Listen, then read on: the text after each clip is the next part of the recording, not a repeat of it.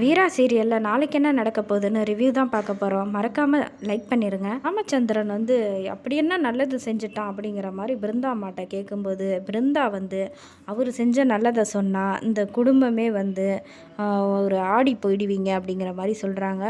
நான் சொல்லிடுவேன், அவரோட சத்தியம் வந்து என்னை சொல்ல விடாமல் தடுக்குது அப்படின்னு மனசுக்குள்ளேயே சொல்லிக்கிறாங்க. அதுக்கப்புறம் என்னவோ நீங்கள் பண்ணுங்க சம்மந்தி, நீங்கள் வந்து கூட்டு போகிறதுனா கூட்டு போங்க, அதில் எனக்கு எந்த ஆட்சேபனையும் இல்லை அப்படிங்கிற மாதிரி சொல்கிறாங்க.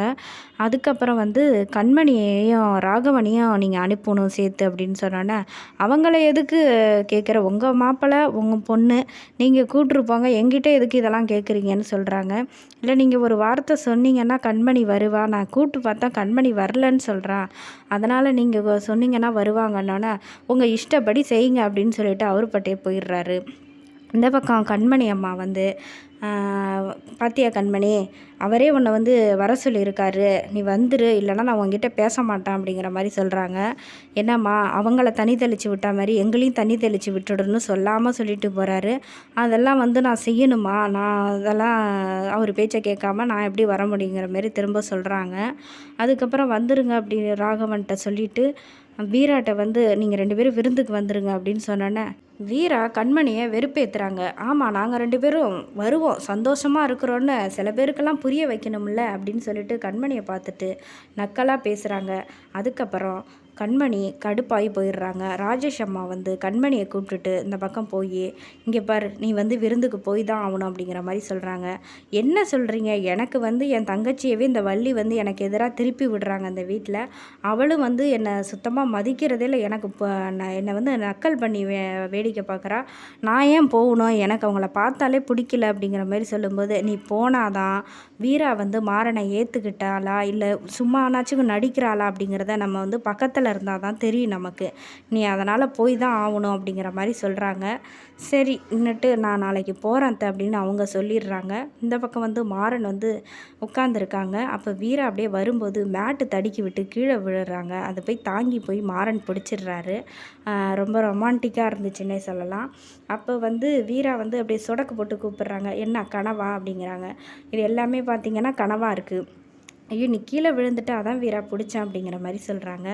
என்னண்ணா, நீ நினைக்கிறது வந்து என்றைக்குமே நடக்காது அப்படின்னு சொன்னோன்னா, ஏன் வீரா அந்த மாதிரிலாம் பேசுகிற அப்படின்னோன்னே, நீ வந்து 2 மாதிரியா பேசுகிறியே, உள்ளே ஒன்றும் வெளியில் ஒன்றும் வச்சுக்கிட்டு, ரெட் சிக்னல் போடுற, திடீர்னு க்ரீன் சிக்னல் போடுற அப்படின்னு சொன்னோன்னா, இதெல்லாம் எங்கள் அம்மாவுக்காகவும் உங்கள் அத்தைக்காகவும் தான் நான் இந்த வீட்டுக்கு வந்தேன், உனக்காகலாம் நான் வரல.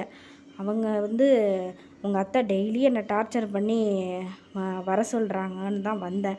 அதே மாதிரி எங்கள் அம்மாவும் கஷ்டப்படுறாங்க, என் வாழ்க்கை இப்படி ஆயிடுச்சு, நான் அதனால தான் இங்கே வந்தேன், தெரிஞ்சுதா?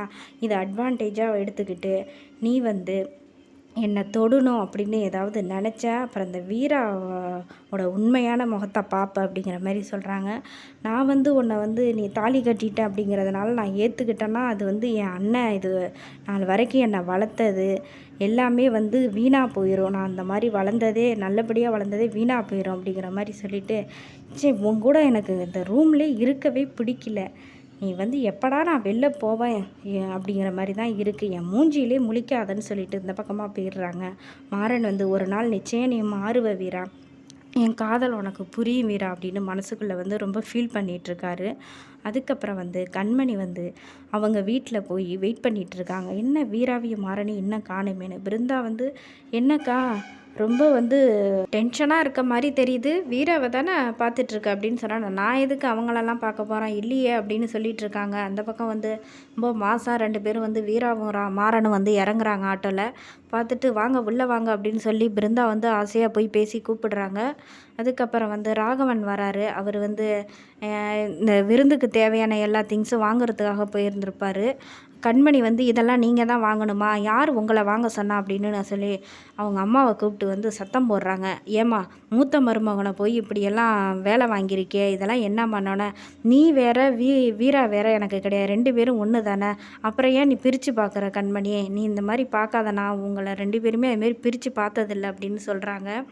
அதுக்கப்புறம் இதெல்லாம் நீங்கள் தான் வாங்கிட்டு வருவீங்களா, வேறு ஆள் இல்லையா வாங்குறதுக்கு அப்படிங்கிற போல் கேட்குறாங்க ராகவன்ட்ட. ராகவன் வந்து இல்லை நானாக தான் போனேன், யாரும் என்னை போக சொல்லலைங்கிற மாதிரி சொல்கிறாங்க. அதுக்கப்புறம் இவங்க வந்தோடனே வீராவுக்கும் மாறனுக்கும் ஒரு நிமிஷம் நில்லுங்க அப்படின்னு சொல்லிட்டு வீரா அம்மா போய் ஆரத்தி எடுத்து உள்ளே வாங்க அப்படின்னு சொல்லி கூப்பிடுறாங்க. கண்மணியை வந்து வீராவை உள்ளே கூட்டிகிட்டு போகணுன்னு சொல்கிறாங்க பிருந்தா அம்மா. அதுக்கு வந்து கண்மணி வந்து நான்லாம் கூப்பிட்டு போக மாட்டாங்கிற மாதிரி அவங்க பாட்டுக்கு உள்ளே போயிடுறாங்க. இவங்களும் பின்னாடியே உள்ளே போகிறாங்க.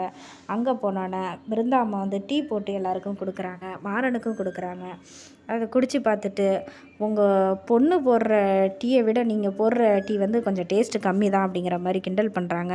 அதுக்கப்புறம் வெங்காயம் தக்காளி எல்லாத்தையுமே அரியணும் அப்படின்னு சொல்லிட்டு பிருந்தா அம்மா எல்லோரும் சேர்ந்து வீர மாறனோட சேர்ந்து ஹெல்ப் பண்ணுறாங்க. அப்போ வந்து பிருந்தா வந்து முன்னாடியெல்லாம் வந்து மாறனை வந்து எப்போயுமே வந்து ஏதாவது திட்டிக்கிட்டே இருப்பாங்க. அதை வந்து யோசித்து பார்த்துட்டு ஒரு நிமிஷம் கண் கலங்குறாரு மாறன். இதை பார்த்த பிருந்தா வந்து ஏன் கண் கலங்குறீங்க, தக்காளி அறியும் போது யாருக்காவது கண் கலங்குமா அப்படிங்கிற மாதிரி கேட்குறாங்க. இல்லை நான் இது வேறு விஷயம், நான் அதுக்காக கண் கலங்குனேன் அப்படின்னு சொல்லிடுறாங்க. அதுக்கப்புறம் நீங்கள் வந்ததுலேருந்து அந்த வீடு கலகலன்னு இருக்குது அப்படின்னு வீராம்மா சொல்கிறாங்க. வீரா டக்குன்னு அப்படியே பக்கத்தில் வராங்க. கண்மணியும் ராகவனும் இதெல்லாம் உட்காந்து பார்த்துட்ருக்காங்க. மாறன் வந்து வீரா கிட்ட நல்லபடியாக பேசுகிற மாதிரி வா வா வீரா ஏன் அங்கேயே நிற்கிற அப்படிங்கிற மாதிரி கேட்குறாங்க. வீரா வந்து ஒரு மாதிரி ரொம்ப ஜாலியாக இருக்கிற மாதிரி சந்தோஷமாக இருக்கிற மாதிரி அப்படியே சிரிக்கிறாங்க. அதோட இந்த ரிவ்யூ முடியுது. என்னோடய ரிவ்யூ பிடிச்சிருந்தா மறக்காமல் லைக் பண்ணுங்கள்.